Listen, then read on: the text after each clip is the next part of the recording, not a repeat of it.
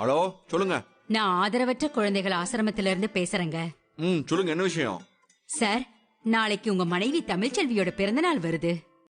போன வருஷம் எங்க ஆசிரமத்துல இருக்கிற எல்லா குழந்தைங்களுக்கும் 3 வேளை சாப்பாட்டுக்கான உணவை ஸ்பான்சர் பண்ணீங்க. அதான் நாளைக்கு மேடத்தோட பிறந்தநாள் வருதுல்ல, குழந்தைங்களோட சாப்பாட்டுக்கு எதுவும் ஸ்பான்சர் பண்ண முடியுமான்னு கேட்கலாம் தான் போன் பண்ணேன் சார். இல்லைங்க, எனக்கு விருப்பம் இல்லைங்க. இந்த வருஷம் ஸ்பான்சர்லாம் நான் ஒண்ணும் பண்ணலீங்க. சார், நாளைக்கு எங்களுக்கு யாருமே ஸ்பான்சர் கிடைக்கல சார். ஒருவேளை போன வருஷம் ஸ்பான்சர் பண்ண மாதிரி இந்த வருஷமும் மேடத்தோட பிறந்த நாளுக்காக நீங்க ஸ்பான்சர் பண்ணீங்கன்னா உங்க தயவால குழந்தைங்க 3 வேளை நல்ல சாப்பாடு சாப்பிடுவாங்க சார். கொஞ்சம் பெரிய மனசு பண்ணி உதவி பண்ணுங்க சார். ஏங்க, நான் தான் எனக்கு விருப்பம் இல்லைன்னு சொல்றேன்ல, அதுக்கப்புறமும் ஸ்பான்சர் குடுங்கன்னு வற்புறுத்துறிய. நீங்க ஸ்பான்சர் பண்ணீங்கன்னா உங்க கையால குழந்தைங்க 3 வேளையும் நல்ல சாப்பாடு சாப்பிடுவாங்க சார். கொஞ்சம் பெரிய மனசு பண்ணி உதவி பண்ணுங்க சார். ஹலோ, சேது பேசுறேன். சார் சொல்லுங்க சார்.